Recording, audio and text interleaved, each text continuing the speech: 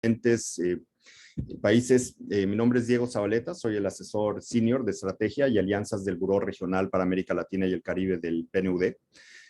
Antes de empezar, quiero hacer un aviso de utilidad pública. Existe traducción simultánea, por favor. Pueden ustedes buscarla en la parte de abajo de la pantalla y pueden seguir el evento en español o en inglés. Bueno, quiero, en nombre de PNUDI, de Idea Internacional, quiero darles la bienvenida a este evento virtual de lanzamiento de la iniciativa conjunta denominada Fortalecimiento de la Gobernanza en América Latina y el Caribe. Es una iniciativa liderada directamente por el director regional para América Latina y el Caribe del PNUD, Luis Felipe López Calva, y por el secretario general de Idea Internacional, Kevin Casas Zamora. Se trata no solamente de un proyecto muy relevante para el desarrollo y la estabilidad social y política de la región, sino también uno muy cercano a las prioridades de trabajo de los dos, del director y del secretario general. Antes de comentar sobre el formato del evento, quisiera presentar brevemente a los y las panelistas. Nos acompaña Luis Felipe López Calva, el director regional para América Latina y el Caribe. Él es mexicano, doctor en economía por la Universidad de Cornell. También nos acompaña Kevin Casas Zamora, el secretario general de Idea Internacional, costarricense y doctor en ciencias políticas por la Universidad de Oxford. Nos acompaña también Gabriela Agosto, es directora académica del Diplomado de Políticas Públicas para el Desarrollo Sostenible de la Universidad Tecnológica Nacional de Argentina. Ella es argentina y doctora en Ciencias Políticas y Gobierno por la Universidad Complutense de Madrid. También nos acompaña Mónica Pachón, profesora asociada de la Facultad de Arquitectura y Diseño de la Universidad de los Andes en Colombia. Es colombiana y doctora en Ciencias Políticas por la Universidad de California. También nos acompaña Daniel Sobato, el director regional para América Latina y el Caribe de Idea Internacional. El evento lo vamos a dividir en dos partes. La primera parte, tanto Luis Felipe como Kevin harán una presentación sobre la importancia de la iniciativa y algunas reflexiones generales sobre el documento de diagnóstico y las recomendaciones de política pública que este contiene. Este documento, elaborado por ambas organizaciones, es el primer producto de esta iniciativa conjunta y hoy mismo lo estamos haciendo público. Va a estar disponible tanto en español como en inglés y los invito cordialmente a leerlo. Posteriormente, Gabriela y Mónica comentarán ambas intervenciones. En la segunda parte del evento, los cuatro panelistas discutirán abiertamente sobre un par de preguntas guía que formen la base del documento de diagnóstico, la base del documento de diagnóstico, perdón. Esta sesión será moderada por Daniel Sobato. Bueno, sin más preámbulos, les agradecemos una vez más su interés en el evento. Iniciamos con las siguientes preguntas para Luis Felipe López Calva y Kevin Casas Zamora. ¿Qué es la iniciativa conjunta entre el PNUD de Idea Internacional y qué se entiende por gobernanza democrática y por gobernanza efectiva? ¿Y por qué es necesaria una iniciativa de trabajo conjunto que combine ambas agendas de gobernanza de las instituciones? Entonces le doy la palabra primero a Kevin Casas Zamora, por favor. Muchas gracias, Diego, y muchas gracias a todos quienes nos están acompañando virtualmente en el día de hoy. Quiero empezar por agradecerle al PNUD, en nombre mío y también de Idea Internacional, haber aceptado ser socios en este esfuerzo. Bien, para mí en lo personal es realmente un enorme gusto. Tengo una conexión personal de muchos años con el PNUD. El PNUD es muy cercano a mi corazón y buena parte de lo que aprendí sobre los temas de desarrollo lo aprendí cuando estaba en el PNUD y cuando fui colega y compañero de trabajo de Luis Felipe. Así que para mí es un gusto tener a PNUD y tener a Luis Felipe como socio en este esfuerzo. Quiero además empezar por reconocer el trabajo de mi colega, mi querido amigo Daniel Sobato, de Diego Zabaleta, de Tomás Quesada, de Santiago Rodríguez, que fueron realmente los artífices de este documento que estamos presentando hoy. A ver, esta iniciativa de fortalecimiento de la gobernanza en América Latina es importante y es oportuna. Y la importancia solo puede entenderse en el contexto de lo que ha significado la pandemia para la región. Como sabemos, la pandemia ha tenido un impacto devastador en América Latina, posiblemente más que en cualquier región. Pensemos, para empezar, en lo más importante, que es la pérdida de vidas. Con solo 8% de la población mundial, la región ha registrado casi un 30% de las muertes mundiales por la COVID-19.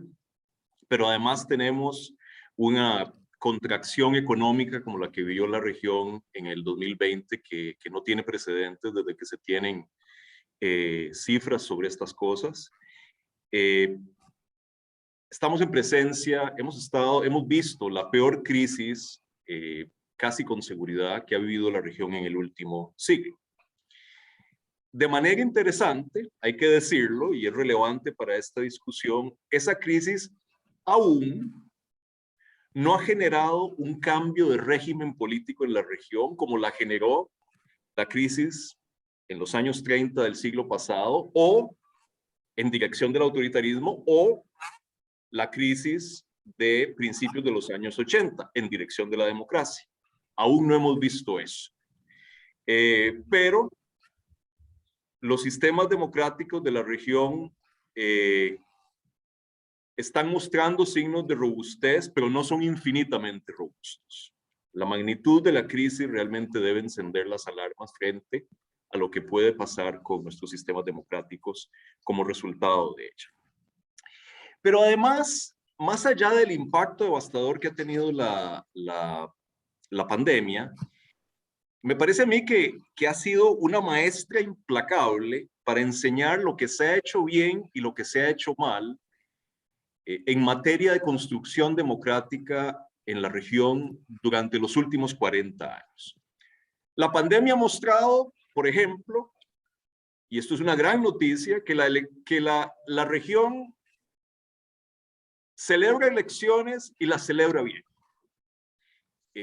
Las muestras de esto son abundantes. En condiciones muy difíciles, la región ha mantenido funcionando sus procesos electorales de manera ejemplar. Y esto es una gran noticia porque este es el área que posiblemente es el logro más importante del proceso de la travesía democrática de la región de la última generación. Esta era una región en la que el poder se dilucidaba hasta hace poco en los cuarteles militares o en el monte, ya no lo es. Y eso la pandemia lo ha mostrado, el progreso en materia electoral.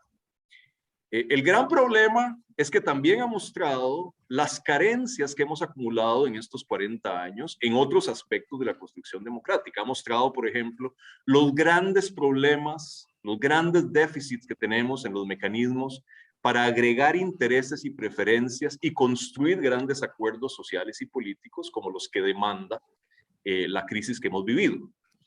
Ha mostrado las grandes carencias que hemos acumulado en materia de construcción de estatalidad para entregar bienes y servicios públicos a la ciudadanía, bienes y servicios públicos que en muchos casos son los que traducen de manera efectiva el acceso a derechos fundamentales. Y déjenme darles un par de cifras que me parece que muestran este punto bien. Cuando la pandemia se inicia, en América Latina, como promedio, había 2.1 camas de hospital por cada 1,000 habitantes. Es decir, menos de la mitad del promedio de los países de la OECD, que tenían 4.7. Al mismo tiempo, en América Latina, la inversión en salud pública, al iniciar la pandemia, era más o menos un 4% del Producto Interno Bruto en promedio. En contraste, los países de la Unión Europea tienen como promedio casi un 8% del Producto Interno Bruto como inversión pública en salud. La pandemia encontró a América Latina con estados sumamente débiles en términos de su capacidad para proveer bienes y servicios públicos de calidad. No es casualidad que en consecuencia haya agudizado y acelerado un descontento ciudadano brutal en la región, que es quizá el signo de los tiempos más evidente en el ámbito político. Y es un descontento, obviamente, que preexiste a la pandemia, pero que la pandemia ha magnificado. Y lo vemos, por ejemplo, en la pérdida de apoyo a la democracia. La noción de que la democracia es preferible en cualquier circunstancia es hoy apoyada por un 49% de la población latinoamericana, lo cual marca una caída de 14 puntos desde el año 2010.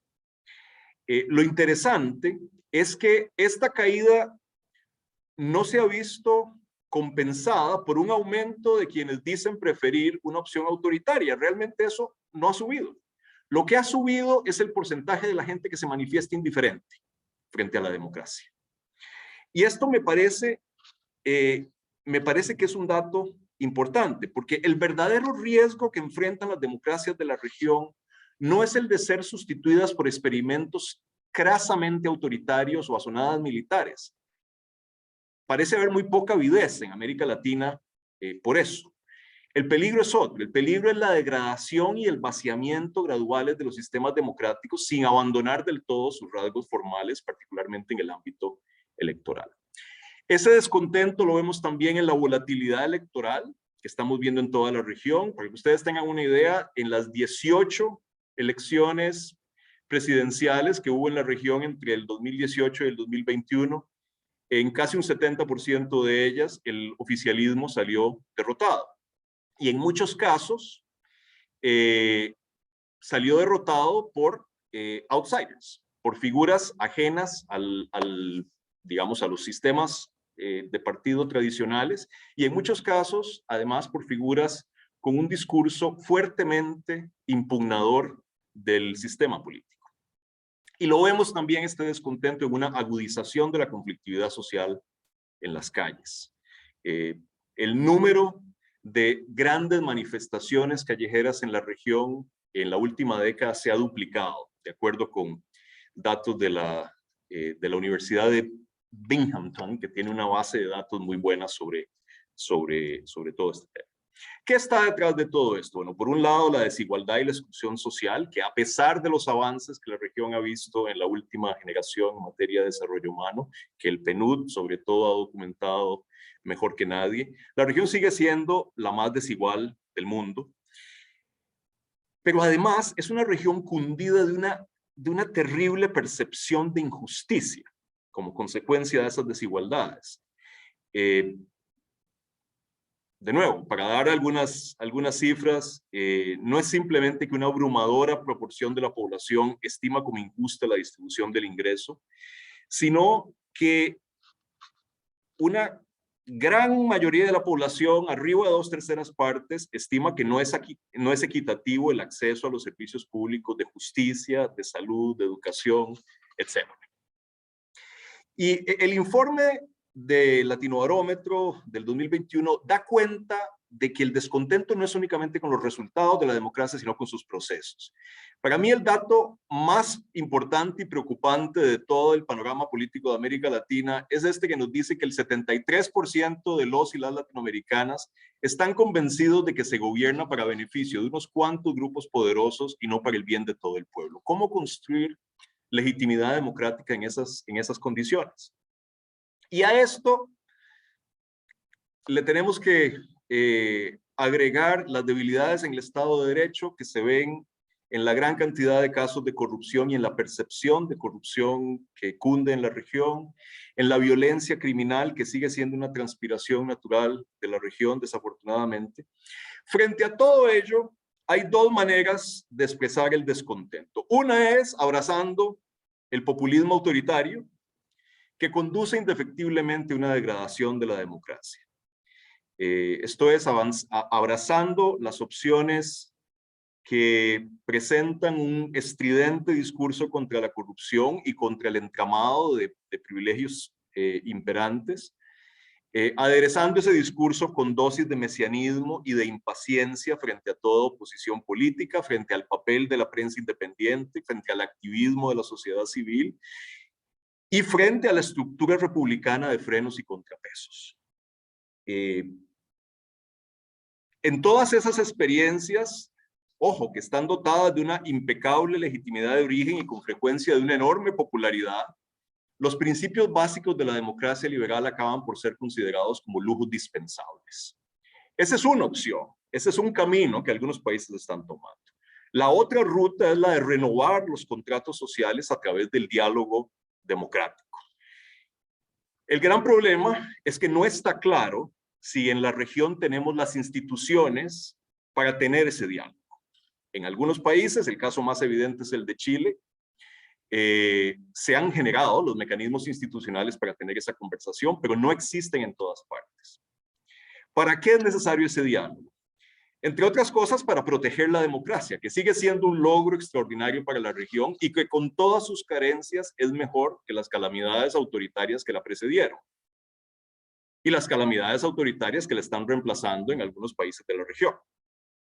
Es necesario ese diálogo, en primer lugar, para proteger a toda costa la celebración de elecciones periódicas, libres y transparentes, que es sin duda el área más exitosa del desarrollo democrático de América Latina y que hoy está bajo amenaza. Es necesario ese diálogo para tener una discusión seria sobre la necesidad de pactos fiscales que permitan aumentar y redistribuir la carga tributaria y la inversión pública para asegurarse de que contribuyan a la integración social y a la reducción de la desigualdad. Es necesario ese diálogo para crear espacios formales e informales que favorezcan la negociación de grandes acuerdos nacionales. Por ejemplo, mediante instituciones como los consejos económicos sociales, como los foros permanentes de partidos políticos, etc. Es necesario ese diálogo para robustecer el Estado de Derecho, que sigue siendo la gran asignatura pendiente del proceso de construcción democrática en América Latina. Y para ello nada es más importante que asegurar la autonomía política, financiera y funcional de los poderes judiciales. Es necesario ese diálogo para hacer a los sistemas democráticos cada vez más capaces de resolver los problemas reales de la ciudadanía. Y para ello es preciso revisitar aspectos claves del diseño constitucional de los sistemas políticos latinoamericanos, prestar atención a la reforma de administración y de la gestión pública, en aspectos como la consolidación del servicio civil, la atracción de gerentes públicos capaces, la coordinación interinstitucional y la digitalización de servicios. Para poner de relieve la enorme importancia de esta agenda en la América Latina de la pospandemia es que estamos echando a andar esta iniciativa. Hoy estamos presentando este documento inicial de carácter general, pero vendrán muchos más documentos y foros sobre algunos de los temas específicos que abarca la discusión sobre la calidad de la gobernanza democrática en la región. Y esto no es un ejercicio de diagnóstico, sino de discusión y de orientación de la política pública. Todo lo que hagamos en el marco de esta iniciativa se va a hacer con la intención de generar recomendaciones accionables. El objetivo de este ejercicio es poner la calidad de la gobernanza en la región en el centro del debate público, que es donde debe estar. Si algo nos ha enseñado la pandemia es que la calidad de la gobernanza de un país, la eficacia de sus instituciones públicas, la confianza de la que están dotadas, salva vidas. Si en algún momento vamos a replantear nuestros contratos sociales y nuestras instituciones democráticas en América Latina, ¿es ahora o no va a suceder? Generar un espacio de diálogo y de acción para hacer posible esa transformación impostergable es una contribución que Idea Internacional y el PNUD pueden hacer en América Latina y deben hacerla. Ojalá que cada uno de estos documentos y cada una de las conversaciones que generen en el curso de este proyecto nos hagan salir de aquí, como decía el gran Pablo Neruda, con una aurora prendida en cada 100. Muchas gracias. Muchas gracias, Kevin, muy amable. Le voy a pasar la palabra ahora, sin más, a Luis Felipe López Calva, el director regional para América Latina del PEN. Luis Felipe. Muchísimas gracias, Diego. Muchas gracias a Kevin Casas, gran amigo y gran socio de estas importantes batallas. Gracias por la confianza en el PNUD. Gracias a todo el equipo de IDEA, a todo el equipo que ha liderado Kevin y Daniel Sobato, gracias a Diego Zabaleta y a todo el equipo del PNUD que están también trabajando en esta iniciativa. Y muchísimas gracias a Gabriela Agosto y a Mónica Pachón por acompañarnos el día de hoy en esta conversación muy importante. Yo no sé si es por mi sesgo profesional, pero voy a usar una presentación que ya les comparto ahora. Y quiero insistir sobre y volveré esto al final sobre lo que comentaba Kevin, que es la importancia que tiene el unir esfuerzos en este momento tan complejo para la región sobre estos temas del fortalecimiento de la gobernanza. Si me permiten compartir mi pantalla a quien está manejando el sistema, porque me dice que no puedo compartir. Me parece que es yo lo quiero plantear compartiendo los comentarios que ha hecho Kevin.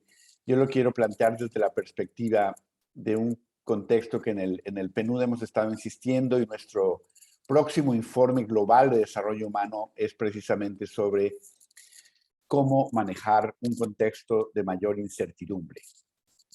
Yo creo que algo que nos queda muy claro es que el nivel de incertidumbre al que nos enfrentamos a partir de varios choques sucesivos se ha incrementado, y eso cambia los comportamientos económicos, los comportamientos políticos, los comportamientos de interacción social también. Entonces, cómo esta incertidumbre en el camino hacia lo que hemos de alguna manera denominado esa normalidad diferente, cómo nos puede afectar. Algunos indicadores. Uno muy claro es la inflación. Tenemos niveles crecientes de inflación en todos los países.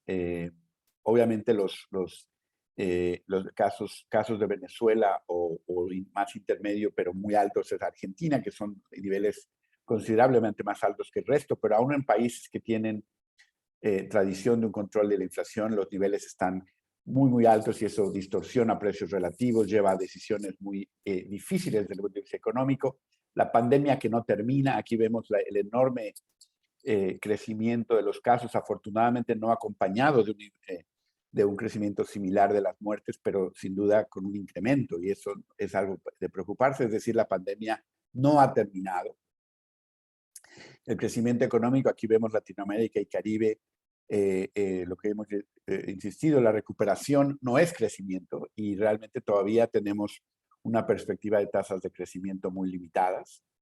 Crecimiento, obviamente, de los precios de los energéticos, que nos preocupan de manera importante, sobre todo por el impacto sobre poblaciones urbanas, y el más grave quizás de todos, que es el incremento, ese es el índice de precios de alimentos de FAO, que está en niveles históricamente altos. Bueno, todo esto crea un contexto de enorme sensación de riesgo y de incertidumbre para la población, y esto no afecta de manera neutral, es decir, no afecta de manera igual a todos. Este es un indicador, una simulación del Fondo Monetario Internacional, donde muestra claramente que la inflación afecta de manera mucho más importante a los deciles más pobres en la distribución del ingreso. En nuestra región, si hacemos esta matriz donde vemos quiénes son exportadores netos de energía e importadores netos de energía versus exportadores e importadores netos de alimentos, que es donde se está manifestando la crisis, vemos, por ejemplo, que en el Caribe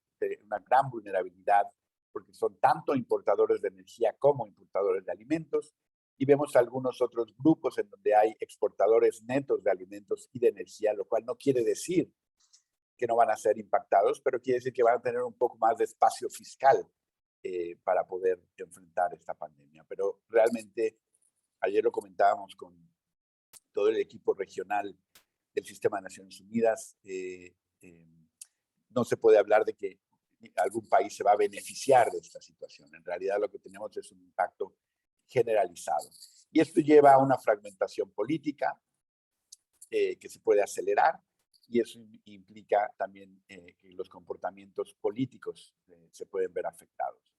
¿Cómo procesamos esa incertidumbre? Y ahí la importancia de esta iniciativa conjunta, de importancia en el largo plazo de construir institucionalidad efectiva en democracia. Le llamamos gobernanza efectiva en democracia, porque nos importan los procesos, nos importan los resultados, como bien lo señalaba ya Kevin. Solo una aclaración, y me parece que es importante cuando hablamos de gobernabilidad o hablamos de gobernanza. Simplemente el sufijo que utilizamos. Cuando hablamos de gobernabilidad estamos hablando de todo aquello que hace a una sociedad gobernable. Cuando hablamos de gobernanza nos referimos a la acción y el resultado de ser gobernado. Insistir en estas dos nociones porque tanto los procesos como los resultados importan. Si vamos al famoso loop infinito de la gobernanza, tenemos esta arena donde se toman las decisiones que lleva a ciertas políticas y a ciertos resultados, que pueden ser crecimiento, desigualdad, conflictividad. Ese es el ciclo de las políticas que en sí mismo redistribuye poder de facto. Es decir, si hay concentración, por ejemplo, del ingreso, algunos actores tienen mucho más influencia en esa arena de la negociación de las políticas, pero ahí también se definen las reglas y estas reglas redistribuyen poder de jure. Es muy importante entender cómo funciona esta arena de negociación de las políticas, porque ahí es donde se manifiestan las asimetrías de poder. Y insistir en que toda crisis es una redistribución de poder. Crisis redistribuyen poder y por eso la oportunidad de poder abrir y discutir nuevas políticas, nuevas reglas y traer a nuevos actores también a esta arena de negociación. Esto es básicamente lo que en un sentido amplio estamos queriendo proponer, nuevas políticas, algunos cambios en las reglas y traer a nuevos actores a esta arena. Los 4 elementos centrales de lo que consideramos una funcionalidad democrática es elecciones, como bien ya se mencionó, partidos políticos, representación política, movimientos sociales pacíficos y deliberación pública. Son 4 elementos centrales. Nosotros como PNUD queremos trabajar en los 4 elementos porque eso mejora la calidad, por ejemplo, de los procesos electorales, en donde estamos trabajando de manera muy importante. Ahí quiero mencionar lo que decía Kevin. Nos parece una gran señal de que, con excepción de un caso, tenemos procesos electorales creíbles y validados por la ciudadanía. Tenemos, sin embargo, una reducción del espacio para la sociedad civil que preocupa en algunos países y un incremento, ya lo mencionaba Kevin, de las protestas sociales. Aquí vemos por medio de Latinoamérica como claramente a partir de la pandemia hay un incremento. Y como decimos, en algunos casos son ciclos intensivos, es decir, picos de protesta, pero que regresan a un nivel estable. Y en otro caso, no tenemos esos incrementos intensivos en la protesta, pero sí una persistencia al alza en la protesta en algunos países. Entonces, ¿cómo podemos fortalecer esto? Bueno, algunos de los ejemplos, hemos trabajado sobre elecciones concretamente en Bolivia, en Chile, en Perú. Tenemos algunas iniciativas con la Auditoría de la Democracia en el caso de Chile, que por cierto, como un indicador adelantado, en el 2018 se hablaba precisamente de que los ciudadanos no se identificaban. Hay una crisis de representación política que no es exclusiva a Chile, es un problema en toda la región. Tenemos esta iniciativa en Panamá que le llamamos Ágora, que es una plataforma de participación política con propuestas concretas donde cientos de miles de panameños han participado con ideas para cambios de políticas y de leyes. Y tenemos que insistir en la calidad de la deliberación pública. La ilusión o los mitos que ha creado las redes sociales, insistiendo en que el acceso a la información no es igual a conocimiento, que la popularidad no es legitimidad y que la identidad digital no es lo mismo que la voz política. Tenemos que insistir en que tiene que haber un trabajo para que el conocimiento sea conocimiento y no solo información, para que la legitimidad se dé por las vías que la democracia ha siempre establecido, y que la identidad digital no impida o no debilite el interés de la ciudadanía de participar activamente en la política. Finalmente, bueno, tenemos algunas iniciativas para combatir la desinformación, pero simplemente cerrar diciéndole, esta iniciativa, y de verdad agradezco de nuevo a Kevin, a Daniel, a Idea, la confianza es muy importante porque yo creo que estamos en un momento de alta incertidumbre. El desarrollo, además, siempre es desigual, siempre genera tensiones y conflicto, y sabemos que cuando existen estos choques superpuestos, la incertidumbre es aún mayor y eso lleva a, insisto, como lo hemos visto, al riesgo del autoritarismo, del populismo, del debilitamiento de los controles democráticos. Y la clave para la estabilidad es cómo se procesa ese conflicto vía la gobernanza efectiva en democracia. Y eso es a la conversación a la que queremos contribuir. Gracias por estar hoy aquí en esta presentación, pero sobre todo esperemos que sigamos colaborando en todo el proceso que lleve esta iniciativa. Muchas gracias. Muchísimas gracias, Luis Felipe. Además, agradecerles el ordenados a los presentadores. Vamos dentro del tiempo, así que puedo evitar conflictos con Daniel, que modera la siguiente sesión. Sin darle más, le paso la palabra a Mónica Pachón. Ahora, por favor, Mónica. Bueno, mil gracias. ¿Me escuchan bien? Súper. Bueno, primero, mil gracias por invitarme a este espacio a compartir mis reflexiones sobre este documento y sobre esta iniciativa. Disfruté mucho la lectura y también celebro esta reunión de organizaciones para pensar en la gobernanza y la gobernabilidad de una forma más sistemática. Quisiera mencionar varias cosas que me parecen interesantes y que creo que aportan a la conversación, y es que realmente, digamos, la forma en que nos comunicamos y nos informamos sobre política ha cambiado, y no solamente ha cambiado en América Latina, sino ha cambiado en todo el mundo. Cuando yo soy profesora y cuando yo le pregunto a los estudiantes y les pido que planteen cuáles son los problemas que más les importan, la agenda es global. La agenda de ellos es Black Lives Matter, Women's March, cosas que, por ejemplo, no están ocurriendo en Colombia, pero que tienen algún reflejo en el caso colombiano y de alguna forma ellos asumen como propia. Y creo que es muy importante entender desde el comienzo que esa forma en que pensamos la política está mediada por esa mayor información que, como decía Luis Felipe en su presentación, no nos ayuda necesariamente a crear un esquema deliberativo o con mayor conocimiento de la democracia, sino por el contrario nos puede generar mayor polarización, porque en el mundo anterior, que teníamos un esquema de comunicación más elitista, diría yo, más controlado y más unilateral, existía un cierto tipo de curaduría que nos permitía tener una verdad, o por lo menos un rango de verdad un poco más acotado, y en este momento tenemos una información que es sin curaduría, y que esa información ha entrado a este ciclo de comunicación de los medios tradicionales, y que, por supuesto, la parte más importante y más atractiva de esa información es la negativa,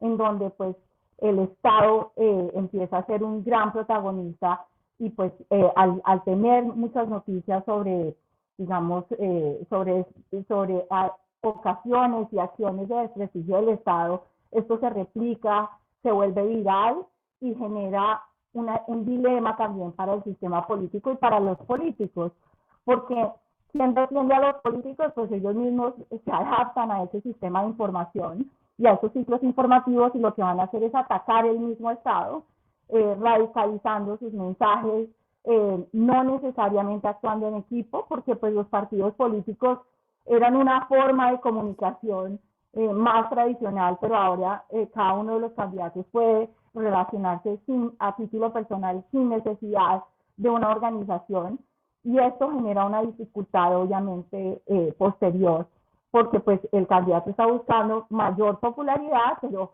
a mayor popularidad, mayor radicalización de los mensajes, tenemos una percepción del Estado mucho más negativa.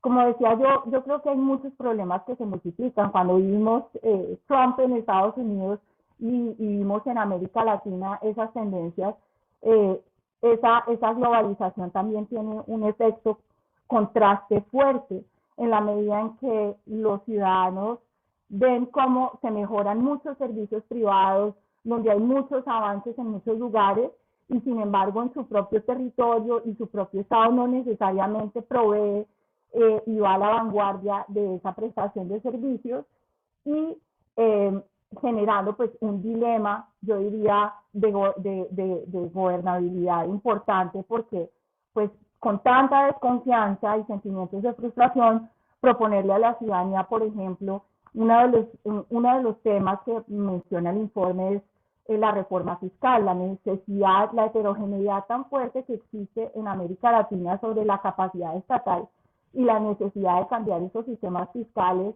de incrementar el recaudo y simplificarlo, pero a la hora de la verdad, cuando se va a proponer, por ejemplo, una reforma fiscal, se alega que toda la plata se va para corrupción o se va para ineficiencias o incompetencias del Estado. Entonces, inclusive en países como el mío, llega momentos en donde la misma derecha, la misma izquierda en Colombia se opone a la reforma fiscal diciendo que ese no es el problema, que el problema de la capacidad estatal es un problema menor comparado con el problema que tiene el Estado frente a la corrupción.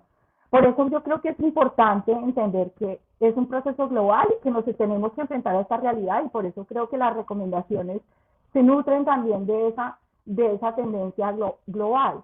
En el reporte se habla muchísimo de los problemas que tenemos con la democracia representativa, específicamente con aquellos actores y mecanismos que suponen esa agregación de preferencias para facilitar esa convivencia entre distintos y entre diferentes. Y se habla mucho de los partidos políticos y en particular, digamos, en la necesidad de regulaciones alrededor del Congreso de la República o de los congresos en las diferentes naciones. Yo diría que además de ese fenómeno es importante incluir el uso frecuente de mecanismos de democracia directa. Me parece que si bien los mecanismos de democracia directa en algunos casos ofrecen sosiego a la ciudadanía por considerarlos una forma de inclusión democrática, participativa en las decisiones, tenemos un dilema importante a la hora de utilizarlos, y sabemos que la utilización de ellos puede terminar en abuso del Poder Ejecutivo y también puede terminar en algunas propuestas que son altamente populistas. Por ejemplo, la constitucionalización de la política pública, que no necesariamente la ciudadanía está preparada para responder en un sí y un no. También vemos cómo se hace reformas que debilitan al sistema legislativo, promoviendo la desprofesionalización de un ejercicio que es altamente complejo y que requiere de algún tipo de experiencia pública, pero pues que no necesariamente tiene ningún requisito. Entonces, ¿cómo hacemos para, digamos, fortalecer el sistema político al mismo tiempo que preparamos un referendo diciendo que vamos a acabar con la reelección de los congresistas, que vamos a acabar con las cámaras o que les vamos a bajar el sueldo porque ganan mucho y no hacen nada? Entonces, todo ese tipo, digamos, de reformas a mí me parecen peligrosas y me parecen duras para el sistema político, y diría que el documento es muy juicioso en revisar, y los invito a revisar el documento sobre las reformas electorales. Diría yo también en ese tema de las reformas electorales que hay una inconsistencia. Nosotros queremos partidos más fuertes, pero en toda la región hay una tendencia a la participación de independientes. En Colombia nosotros somos pioneros en muchas cosas, entre ellas eso.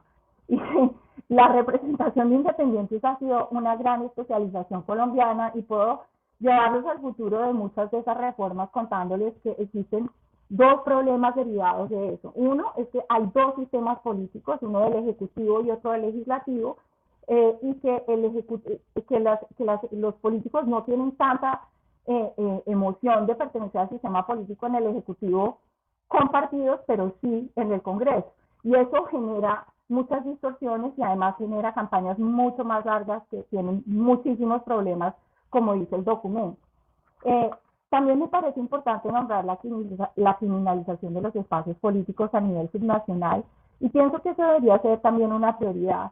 Tenemos muchísimos espacios de participación. En Bogotá sola hay 400 sistemas de participación, ¿no? Entonces, el de los vendedores informales, el de la Secretaría de Cultura y Turismo, ¿no? Todos, juntas de acción comunal, juntas de acciones de vecinos, y esos sistemas no están sirviendo para bajar la temperatura de la discusión política, sino por el contrario, porque no funcionan, se vuelven espacios de frustración que se vuelven otro caldo de cultivo para la insatisfacción política. Entonces, creo que fortalecer esos espacios a nivel subnacional es importante. Y diría también que, además de regular, obviamente, el legislativo deberíamos fortalecerlo. Creo que parte del problema que estamos viendo es que la rama legislativa tiene problemas importantes para formar coaliciones. en términos de gobernabilidad. En Colombia solucionamos esto con un estatuto de oposición. Se supone que los congresistas y los partidos, una vez electos, tienen que decir, soy del gobierno, soy de la oposición, no soy independiente. Y eso les da un poquito más de certeza en el futuro, a propósito de lo que contaba Luis Felipe sobre la incertidumbre. Creo que es muy importante generar certidumbre y tener reconocimiento de que esto no va a cambiar en el corto plazo, y buscar mecanismos de coaliciones postelectorales en donde el Congreso además tenga la capacidad técnica para efectivamente enfrentar problemas complejos dada la desprofesionalización. Y esa idea, digamos, de fortalecimiento es importante, porque muchas veces se dice que darle plata al Congreso es una pérdida, no, es como para lobby o porque son corruptos, pero la verdad es que es el contrapeso del Ejecutivo y necesitamos que tenga algún tipo de información, y yo recomendaría entrar a eso. Finalmente, en términos del Estado de Derecho, me parece que existen grandes recomendaciones en el documento. La digitalización es una recomendación fundamental. Yo creo que nosotros tenemos una gran oportunidad, y la pandemia, como decía Kevin, es una gran, ¿cómo se dice?, profesora de cómo podemos avanzar en la digitalización del Estado. Estamos completamente atrasados en ese sentido comparado con muchas regiones, y esto nos ofrece la posibilidad de llegar a espacios donde no estábamos llegando. Y finalmente, creo que el PNUD ha hecho unos esfuerzos importantes desde la estrategia digital, los laboratorios de aceleración, los laboratorios de innovación y los laboratorios que, además de utilizar metodología experimental para buscar si las políticas públicas tienen el resultado deseado, prototipen políticas públicas que no solamente lleguen al nivel de la oferta estatal y que dejen eso al regulador, sino que efectivamente se preocupen y se centren en la ciudadanía. ¿Por qué?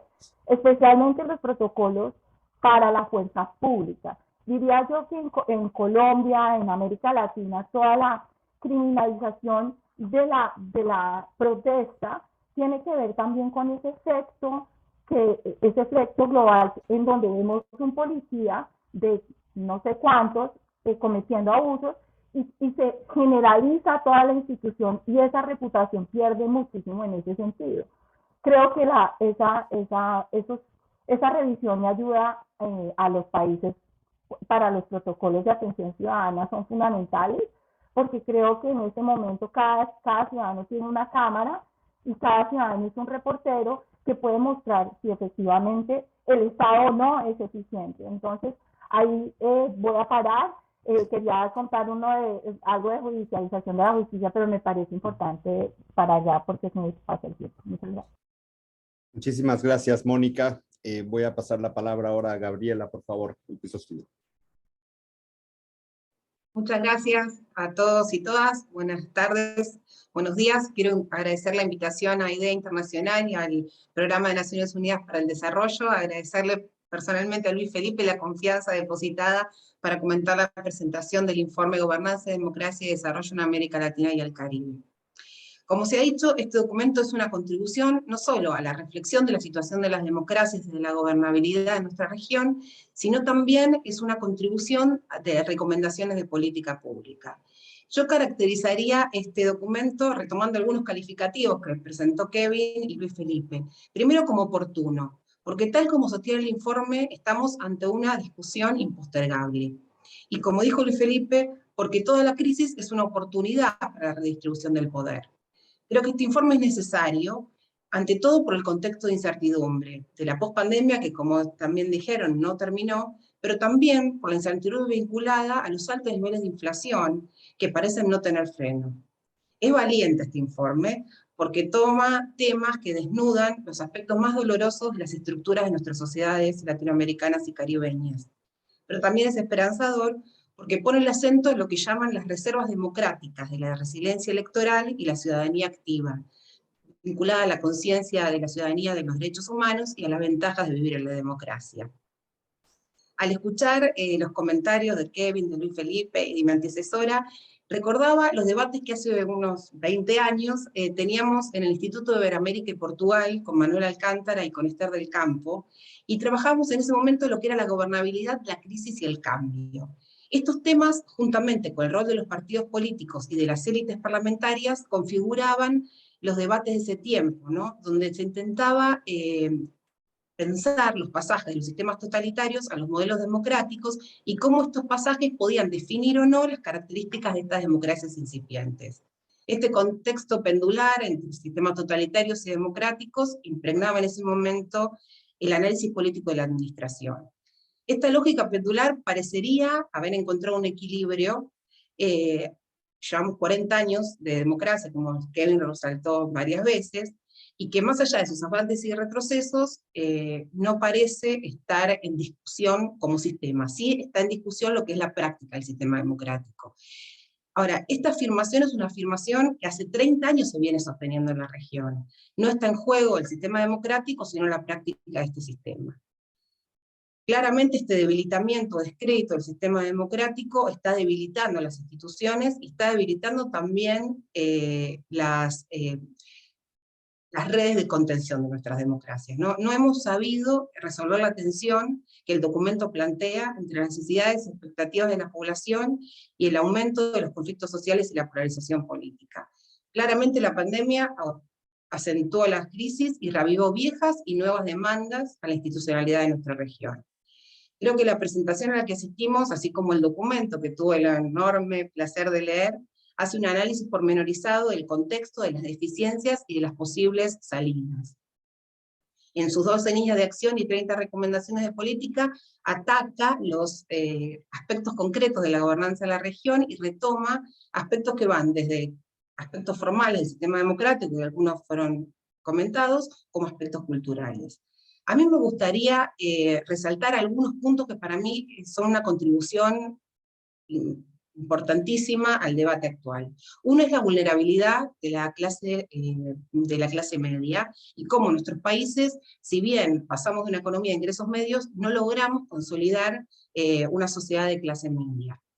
El otro tema que también se retomó es que América Latina es la segunda región más desigual del mundo, con alta concentración de la riqueza y donde se evidencian patrones de exclusión que no solo están asociados a los ingresos, sino también al género, a la etnia, a la geografía. Y acá hay una contribución que para mí es muy importante, que es la que hace el documento en referencia a la riqueza.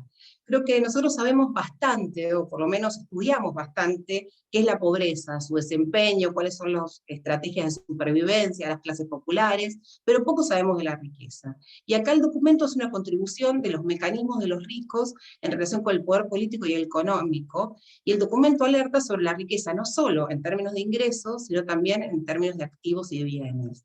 Y esta lógica de la desigualdad en la posición de activos, que es mayor que la desigualdad de ingresos, es un tema clave para hacer un análisis completo de la situación en nuestra región.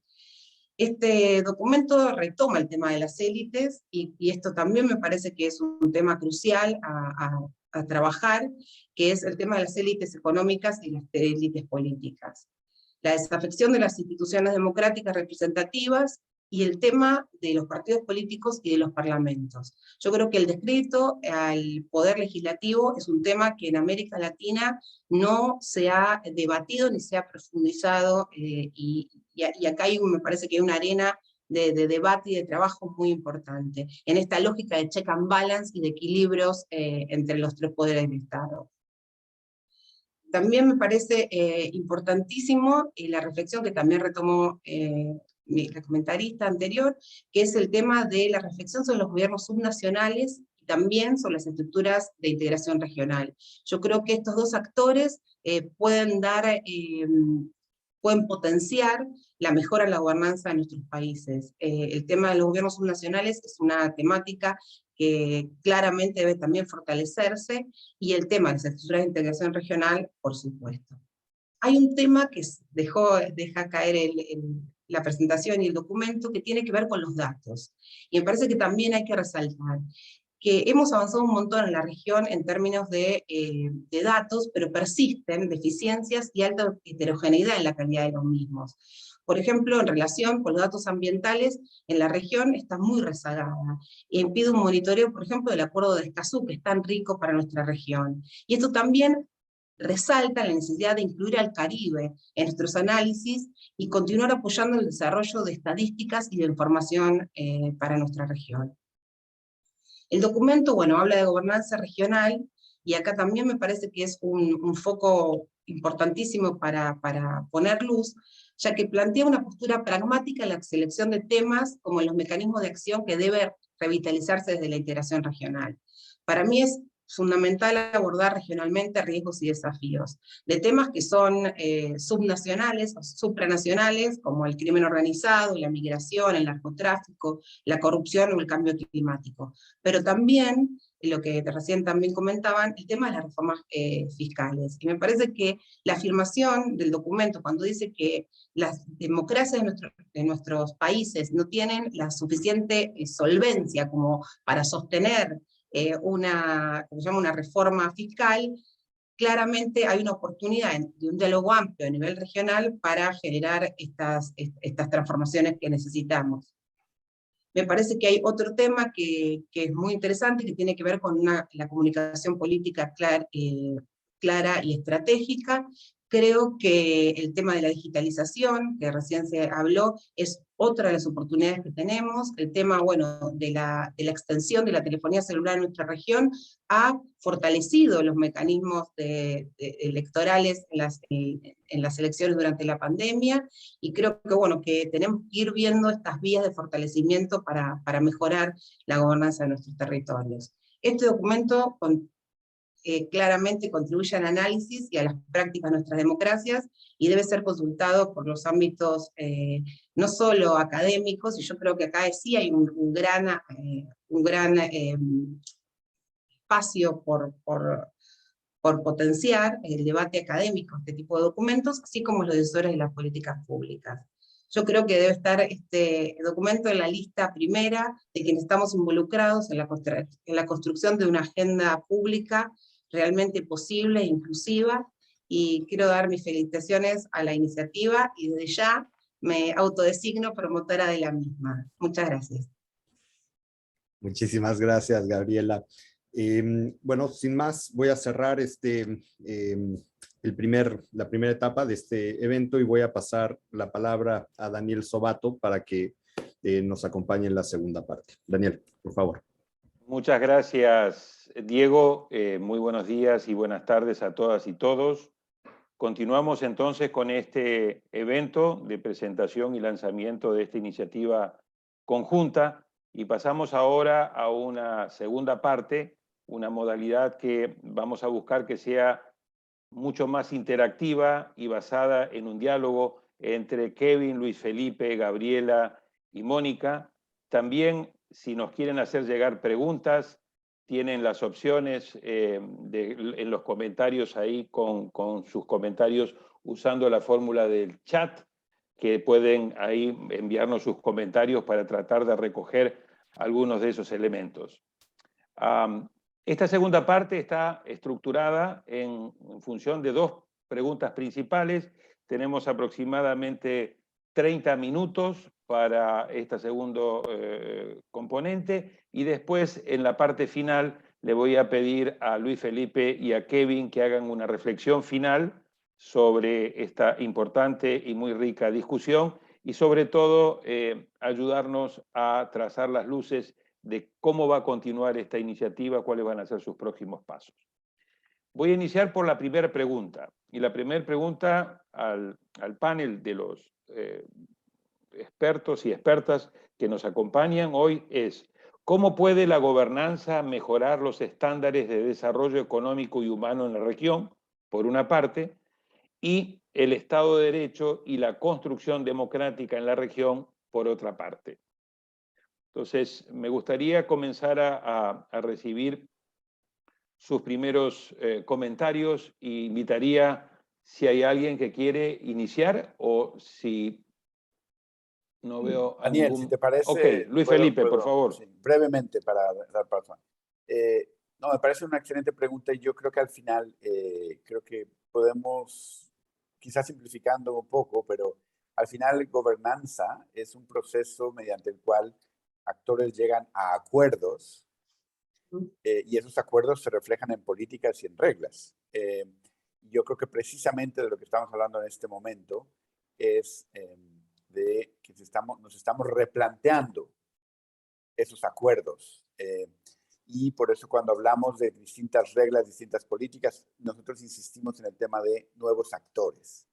Precisamente cómo esa arena, esa mesa en donde se toman las decisiones, tiene que abrirse, tiene que ser más incluyente, tiene que traer a todos los actores y todas aquellas que estén interesados en los resultados de esa política, porque esa es una demanda que fue muy clara en todas las movilizaciones que hemos visto en la región.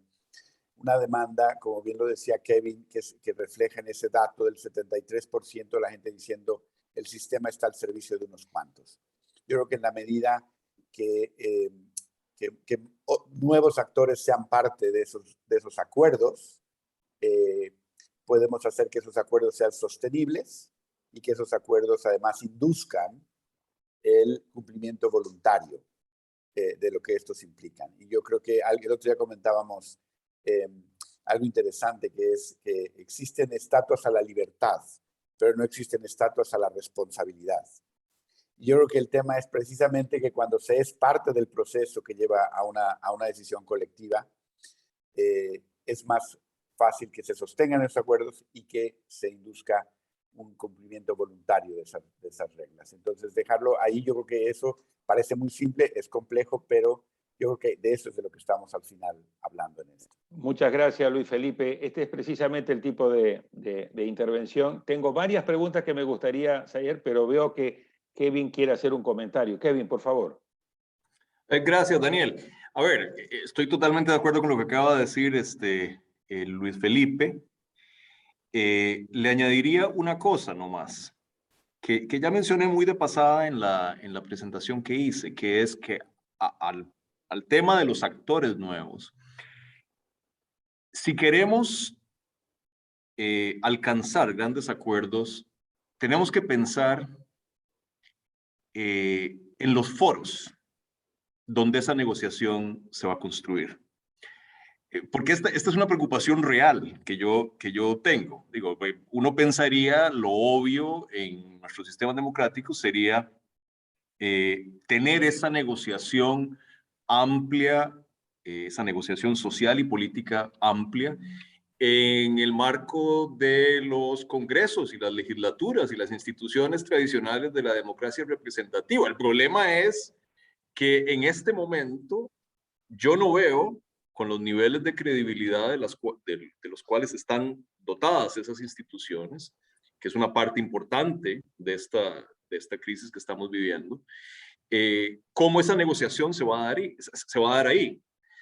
Yo creo que una tarea importante que tenemos es la de complementar la labor de las instituciones tradicionales de la democracia representativa, innovar en el funcionamiento del sistema democrático. Y yo creo que ahí América Latina tiene un espacio amplísimo para crecer. O sea, cosas como los consejos económicos sociales, como las asambleas ciudadanas, que son instrumentos que se están desplegando de manera cada vez más regular en los países europeos, por ejemplo, son flores exóticas en América Latina. Yo creo que este es el momento de innovar en los procesos de deliberación democrática en nuestros países, de manera que generemos los espacios que permitan construir esa conversación social y política amplia. Chile tuvo la buena suerte de que como resultado de un proceso preexistente a la pandemia, generaron un espacio institucional para tener esa conversación. Una conversación que, dicho sea de paso, en este momento luce de resultado incierto.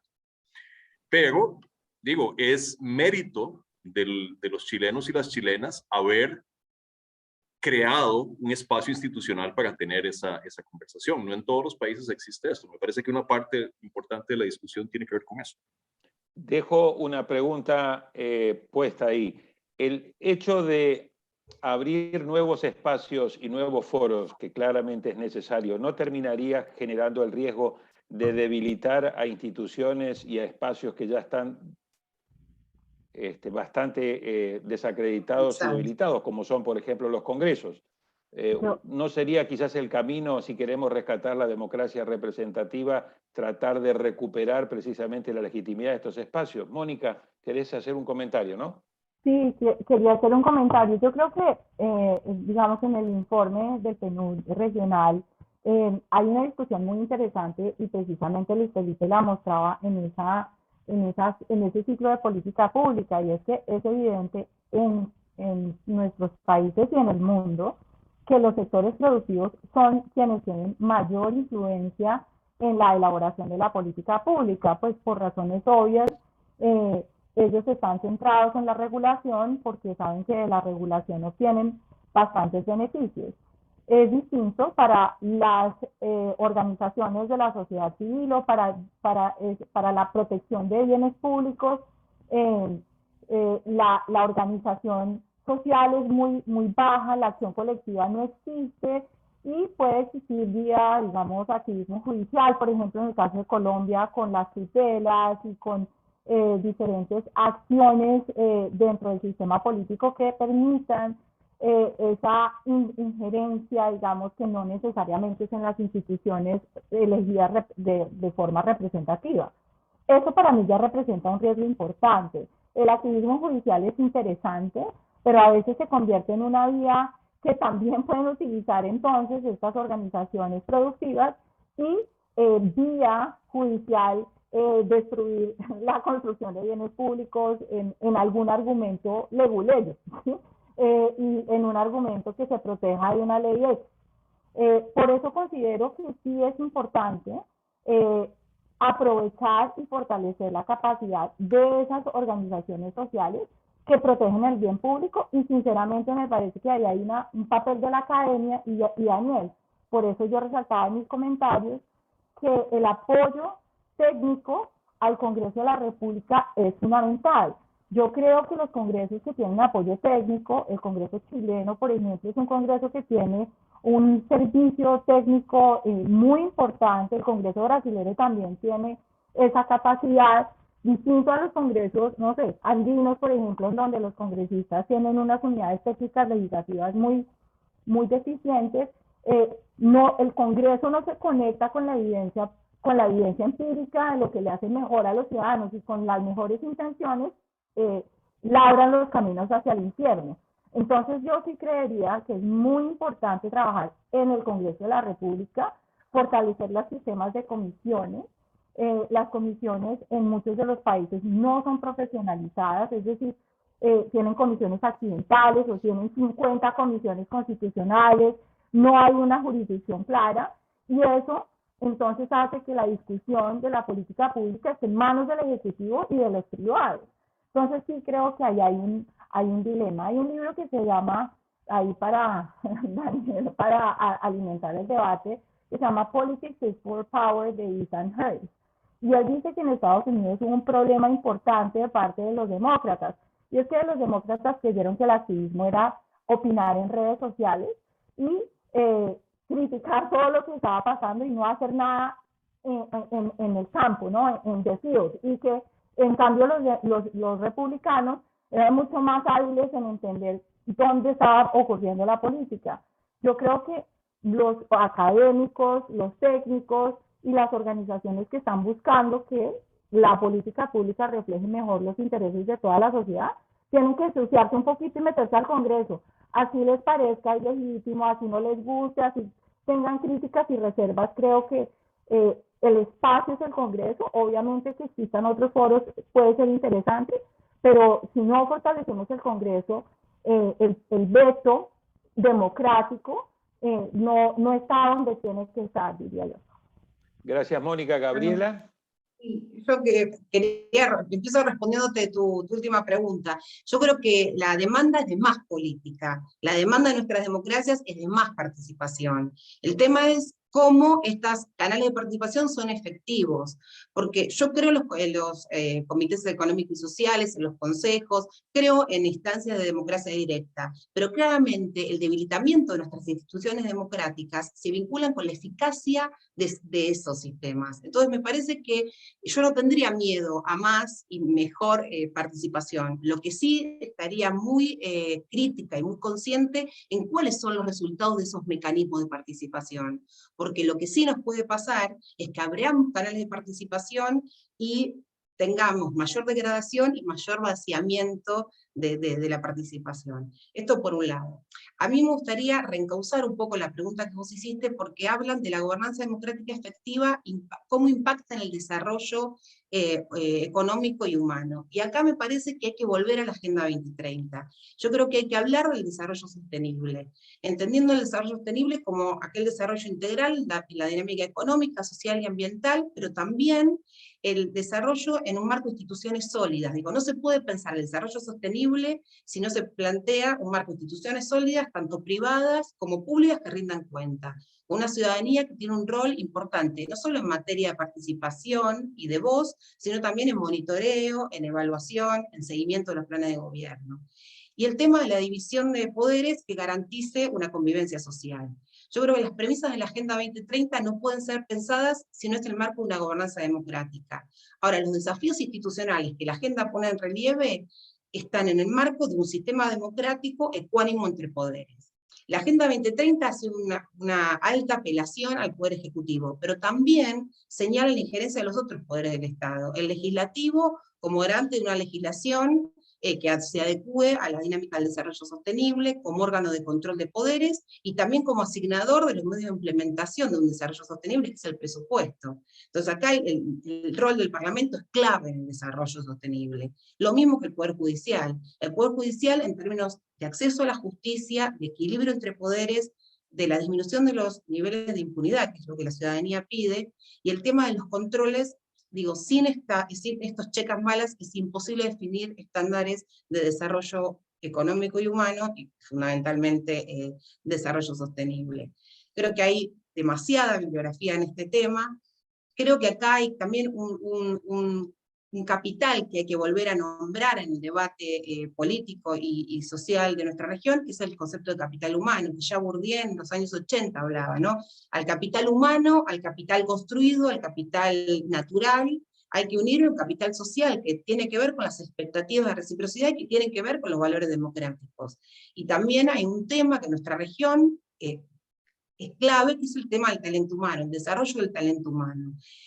Claramente, si no hay una capacidad efectiva de los gobiernos en desarrollar estas modalidades de capital, es muy difícil una democracia fortalecida y un Estado de Derecho. Y hay tres cosas que a mí me parece que también están en la base de nuestra discusión, que es el respeto a los valores democráticos, el fortalecimiento de la educación, fundamentalmente de las nuevas generaciones en términos cívicos, porque todos nuestros jóvenes han vivido y han nacido en sistemas democráticos. Ahora, ¿qué pasa con la calidad de nuestra democracia? Entonces me parece que acá el fortalecimiento de la educación en las generaciones jóvenes, pero en la educación cívica de nuestras sociedades es clave. Y otro tema que estaban hablando que me parece importante es el análisis de los actores. Digo, están el tema de los medios de comunicación y también cómo los medios de comunicación, con el uso de nuevas tecnologías, son reproductores y productores de valores que hacen a nuestra convivencia democrática. Entonces me parece que acá también habría que poner un poco el ojo en nuestro análisis y en nuestro debate. Gracias, Gabriela. Claramente hay un listado muy largo de cosas. Es más o menos como ir al médico y que de pronto te diga que tenés todo mal. Tenés el colesterol, la diabetes, el triglicérido, etcétera, etcétera. Y entonces uno le dice al doctor, ¿por dónde empiezo? ¿Y qué hacer? Porque claramente la lista de los déficits estructurales pre-pandemia más los déficits coyunturales post-pandemia y la combinación de ambos son enormes. El listado es larguísimo.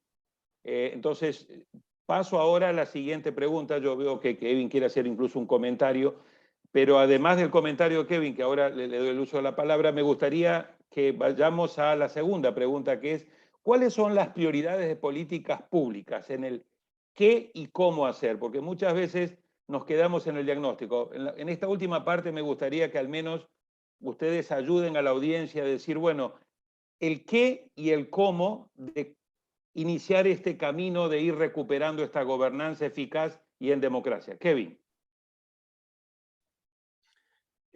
Gracias, Daniel. A ver, primero, no resisto la tentación de referirme a la pregunta, comentario que hiciste antes, porque me parece que es importante, ¿no? No quiero dejar ese cabo suelto. Yo creo que las instituciones tradicionales de la democracia representativa hay que complementarlas con nuevas formas de experimentación en la participación y en la deliberación democrática. No hay que abandonar las formas tradicionales, los vehículos tradicionales de la democracia representativa y particularmente los partidos a su suerte. Yo en eso estoy de acuerdo. Ahora, Daniel, si vos me preguntás, ¿cómo hacemos para robustecer los sistemas de partido y los partidos políticos en América Latina? Te digo con la mayor candidez, no sé. No sé. Mira, no tengo una respuesta para eso porque el hecho puro y duro es que los partidos políticos están en retirada en todo el mundo. Entonces, eso plantea una pregunta muy incómoda, que es, a ver, Daniel, yo tengo, no sé, los años que tengo de conocerte, no sé, 20, 25 años de estar asistiendo a discusiones sobre partidos políticos en las cuales todos terminamos diciendo exactamente lo que estamos diciendo aquí. Hay que fortalecer a los partidos políticos porque son indispensables para la democracia. Daniel, no tenemos nada para mostrar.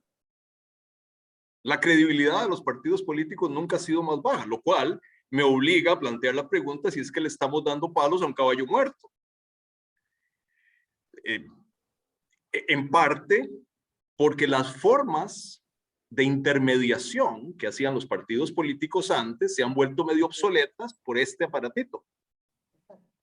Entonces, yo creo que lo que estoy planteando aquí, no tengo ninguna respuesta obvia. Lo que estoy planteando es que tenemos que discutir muy seriamente y de manera sistemática el futuro de la representación política. Porque yo creo que seguir simplemente repitiendo esto que hemos dicho durante 25 años en mi caso, y amarrarnos a un status quo, a una idea de partidos políticos como si fueran una piedra de molino, pese a que toda la evidencia nos dice en América Latina y en todas partes que están en crisis y que como vehículos de participación política se están quedando muy cortos frente a la época, no creo que ofrezca una solución. Ahora, a tu segunda pregunta rápidamente sobre las prioridades, miren, yo mencionaría 4. Mire, número 1, y estas 4 cosas que voy a mencionar para mí constituyen los ejes, no necesariamente los únicos, pero algunos de los más importantes ejes de una agenda de gobernabilidad democrática. Número 1, tenemos que plantearnos seriamente temas de diseño institucional y constitucional en América Latina. Y les digo uno nada más, a manera de ejemplo de una agenda mucho más amplia. Digo, esa cosa que tenemos en América Latina de que estamos convencidos de que está escrito en las estrellas, que tenemos que ser sistemas presidencialistas, pese a que en toda la región estamos viendo la disfuncionalidad política que se deriva de esa coexistencia que siempre hemos sabido que es problemática entre sistemas presidencialistas y sistemas de partido altamente fragmentados. Ya sabemos las dificultades que eso genera en términos de la capacidad de los sistemas políticos para responder a las demandas ciudadanas. Bueno, y seguimos como un artículo de fe convencidos de que nuestra suerte está amarrada a los sistemas presidencialistas. Bueno, esa discusión me parece que hay que revisitar. Número 1. Número 2, pactos fiscales. Si no arreglamos el tema fiscal, los estados en América Latina nunca van a tener la capacidad de proveer bienes y servicios públicos de calidad de acuerdo con las demandas ciudadanas. Segunda cosa. Tercera cosa. La calidad de la administración pública y de la gerencia pública. que era un tema que estaba como en los márgenes de la discusión de la democracia, una cosa que se veía como un problema técnico. No, de eso depende la capacidad de los estados para responder a las demandas ciudadanas en forma eficaz. Y cuarto, el tema de la confianza. Sin lo cual es muy difícil que los estados tengan la capacidad de responder a las demandas ciudadanas, como ha quedado demostrado durante la pandemia. Y si hablamos del tema de confianza, inevitablemente tenemos que hablar del tema de corrupción. Si no ayudamos a nuestros estados a enfrentar de manera decidida, seria, efectiva, los temas de transparencia y corrupción, es muy difícil reconstruir confianza. Ahí tenemos, me parece, 4 grandes pilares de una agenda de gobernabilidad democrática que pueda traducirse en beneficios en términos del nivel de desarrollo y del nivel del nivel de calidad de nuestras democracias. La gran pregunta, y con esto termino, es ¿quién es el agente de todo esto? Y la dejo planteada ahí. Gracias, Kevin. Recupero este tema de la agencia, de la gente, y me llama la atención que no has mencionado algo que vos mencionás siempre como la gran asignatura pendiente, que es el Estado del Derecho. ¿Lo incluirías como una quinta prioridad en estas 4 que mencionaste?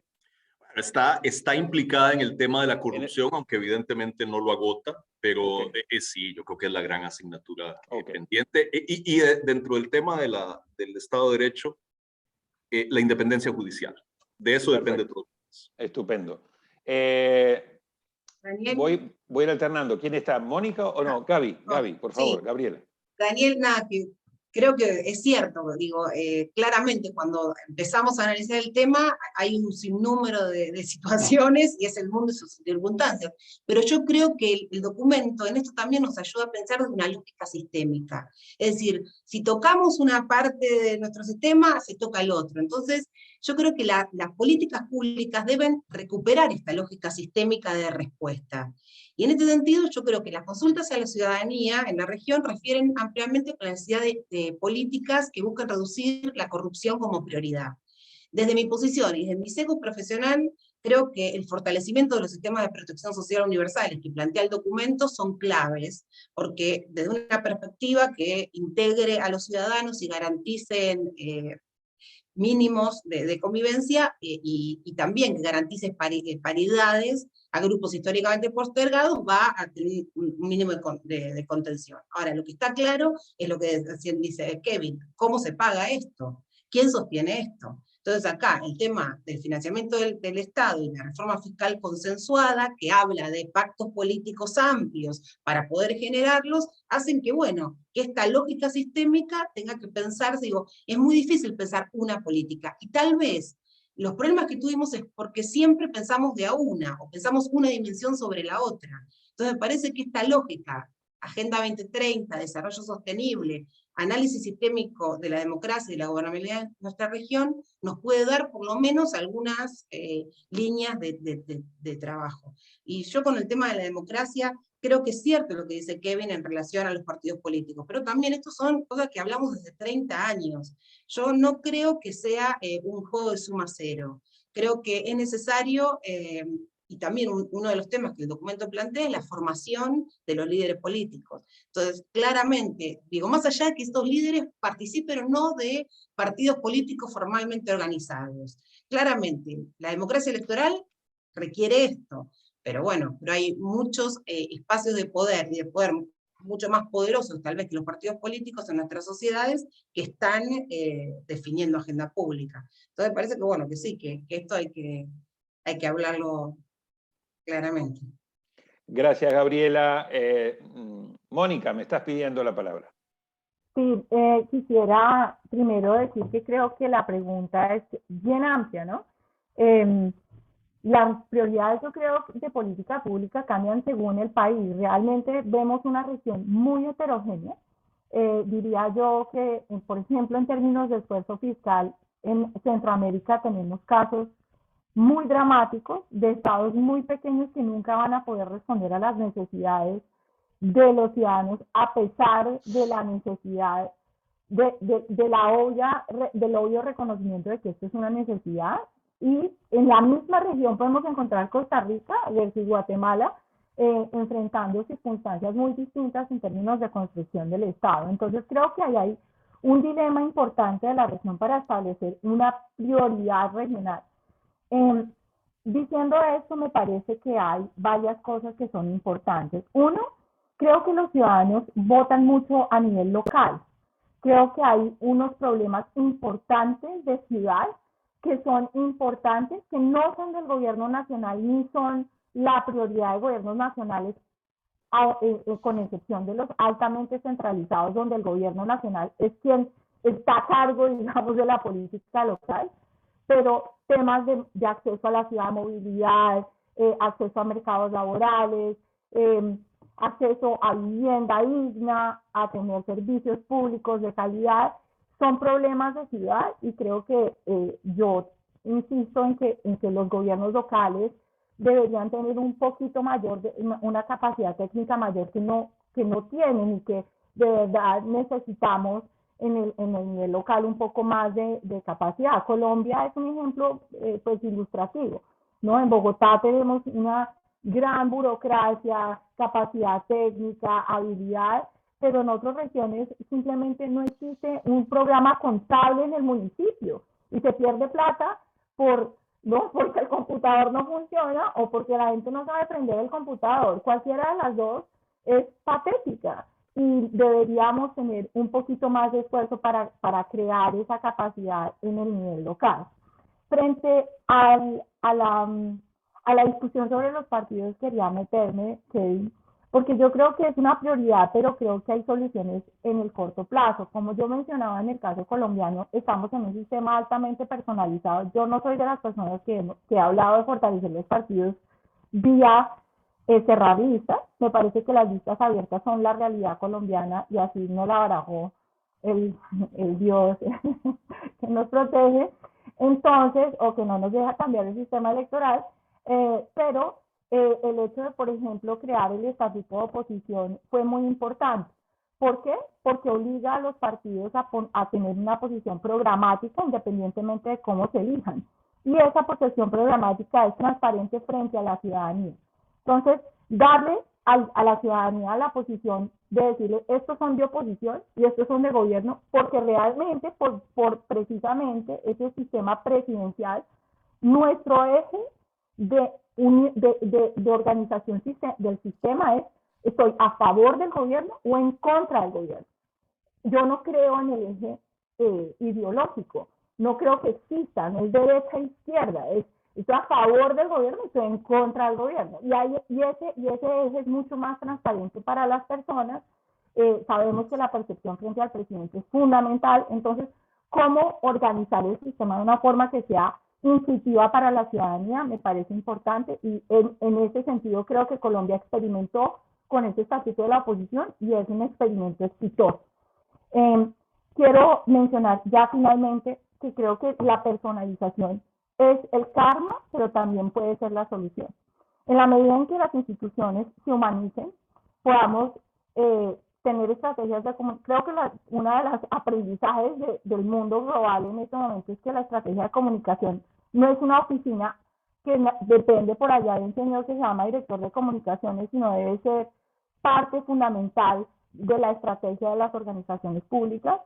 Si podemos humanizar las instituciones y contar que hay buenas personas, que hay funcionarios decentes, que hay avances, digamos, y que podemos ponerles nombres y apellidos, hay un mundo virtuoso. Y creo que ese ejercicio era muy costoso en el pasado, pero ha disminuido tanto el costo precisamente por la existencia de redes sociales, por la existencia de nuevos medios de comunicación, que puede ayudar a mejorar esa reputación estatal. Y finalmente, simplemente creo que evidentemente la innovación debe ser una prioridad, por ejemplo, para organizaciones que apoyan el Estado para mejorar la calidad de los servicios públicos, y pues en muchos de los casos reforma fiscal. Yo creo que los estados, como ustedes decían en el documento, necesitamos más recursos para poder efectivamente lidiar con un gasto social que sea progresivo. En Colombia tenemos un gasto social amplio, pero no es progresivo. es regresivo porque el gasto mayor es en el sistema pensional y el sistema pensional beneficia a una minoría muy, muy pequeña, en donde efectivamente no tenemos la posibilidad de tener un sistema de gasto social progresivo. Entonces se vuelve una trampa. Y por ejemplo, en los países entonces decimos, no, gastémonos las pensiones o nacionalicemos el sistema pensional, y eso es muy peligroso, y creo que hay una necesidad importante de comunicar de forma distinta, y para eso necesitamos de nuevo más recursos y mayor capacidad. Gracias, Mónica. Luis Felipe, tú dijiste al puro inicio algo que coincido, que es que uno de los grandes desafíos pasa por gobernar el manejo de la incertidumbre. Y yo le agregaría no solamente la incertidumbre, sino de unas expectativas crecientes que a su vez complican muchísimo ante la falta de resultados. ¿Cuál es tu reflexión sobre dónde deberían estar los focos de prioridades? Gracias, Daniel. Un poco retomando partes de las intervenciones anteriores, yo partiría precisamente del tema de la incertidumbre, ¿no? Esta Catherine Fieschi ha escrito sobre la relación entre ansiedad y autoritarismo, cómo realmente los populismos surgen cuando hay mayores niveles de ansiedad y de incertidumbre. Yo diría que ese primer punto, entonces, en ese contexto, ¿cómo podemos reducir esta ansiedad? Segundo elemento es cómo podemos pasar de... cuando hablamos de la crisis de la representación política, yo lo diría más concreto, que es el deterioro de los partidos programáticos y el crecimiento de las iniciativas clientelares. La ideología es el instrumento de los partidos clientelares. Las políticas públicas son el instrumento de los partidos programáticos. Y ahí insistir en una propuesta que desde PNUD hemos planteado. Tanto el tema de la incertidumbre como el tema del fortalecimiento programático de las opciones políticas nos lleva, yo insistiría en el tema de la universalidad de la protección social, que no es ingreso básico universal, es la universalidad de la protección social, un paquete mínimo que todo ciudadano o ciudadana pueda tener, una pensión mínima garantizada, un acceso a salud garantizado y demás, pero como hemos dicho, financiado de una misma fuente. Entonces, todos los elementos que hemos planteado en nuestro informe regional de desarrollo humano, creemos que ese es el primer punto, no es el único, pero como decía Gabriela, es un tema sistémico. Si tú puedes acordar en un paquete mínimo y su financiamiento le das un sentido a la fiscalidad, porque el objetivo no es recaudar, el objetivo es la protección social, reduces la incertidumbre y generas confianza en la ciudadanía porque ve que el sistema está respondiendo a esa necesidad, y haces que los políticos se acerquen a esta noción programática y no una noción ideológica. Yo creo que en algún sentido creo que ese es un nodo que valdría la pena considerar como un punto de entrada, y yo creo que puede generar una dinámica política y económica mucho más positiva. Si me dirías un punto de entrada, yo diría ese sería el que propondríamos. Muchas gracias, Luis Felipe. Vamos cerrando. Se nos agotó el tiempo, estupenda la conversación. Deberíamos haber tenido mínimo una hora, hora y media más. Todavía hay 288 personas escuchándoles a ustedes. Realmente un récord, un viernes, escuchando sobre gobernanza, 288 personas en América Latina y fuera de América Latina. Es mérito de estos 4 estupendos panelistas. Cierro contigo, Luis Felipe, para ver, bueno, qué continúa, y luego con Kevin, reflexión final. ¿Cómo seguimos? ¿Cómo sigue esta iniciativa? No, excelente. Primero, es ya un gran inicio. Gracias de nuevo a todos los que han participado, a nuestras comentaristas. Gracias a la confianza que IDEA ha puesto en el PNUD para ser un socio en esta iniciativa. La intención entonces básicamente es generar este tipo de conversaciones más amplias, documentos que puedan traer evidencia y nuevas ideas a esta conversación, incluir a muchos actores en esta conversación y procesarlo por las vías institucionales existentes. Es decir, un poco lo que decíamos hace un momento, traer a los parlamentarios, traer a los que deciden la política pública. Entonces es simplemente un servicio que como IDEA y PNUD queremos poner a disposición de distintos actores en un momento complejo y que esperamos que todos estos documentos, foros y conversaciones alimenten la discusión que estamos diciendo que es tan necesaria para poder fortalecer la gobernanza efectiva en democracia y recuperar la confianza de los y las ciudadanas en nuestra región, que es la única manera en que la región va a caminar. Más democracia y más resultados de la política pública es lo que debemos hacer para reconstruir una estabilidad democrática y de gobernanza efectiva en la región. Esperamos contribuir a ello y esa es la intención de la iniciativa. Ojalá sea la primera de una iniciativa muy exitosa, ¿no? Estoy seguro que así va a ser. Gracias, Luis Felipe. Paso a ti, Kevin, para la reflexión final de qué es lo que viene. Muchas gracias, Daniel, y muchas gracias a todos y todas por estar acá. La verdad que tengo muy poco que agregar, coincido totalmente con lo que acaba de decir Luis Felipe. A ver, yo creo que el hecho de que haya casi 300 personas todavía escuchando esta conversación y presenciándola, no sé si es un reconocimiento a quienes estamos aquí. Yo creo que es un reconocimiento a la demanda que hay ahí afuera de discusiones que tiendan a hacer que la democracia funcione mejor, que yo creo que es lo que a todos nos interesa. Yo creo que la avidez por renunciar a la democracia en América Latina es muy baja.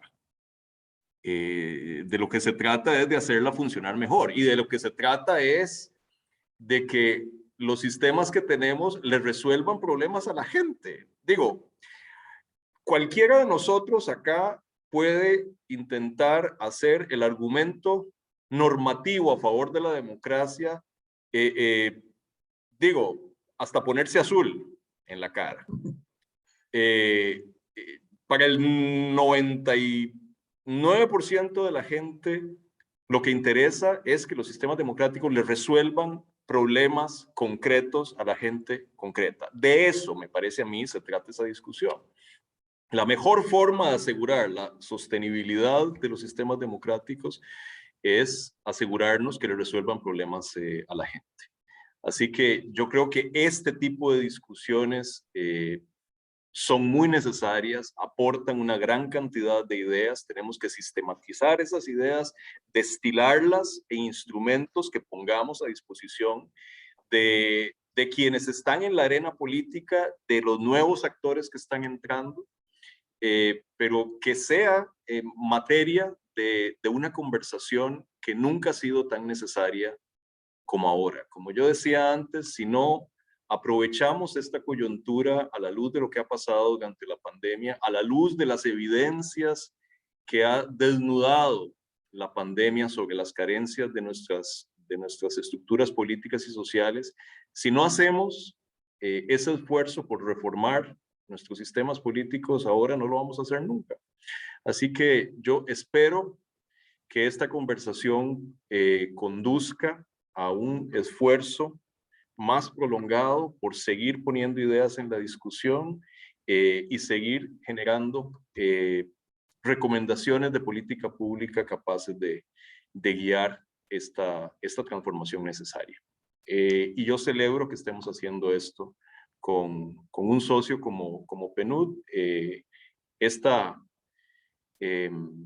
Esta vinculación en el marco de este proyecto a mí en lo personal me pone muy contento y creo que augura muy buenas cosas. Gracias.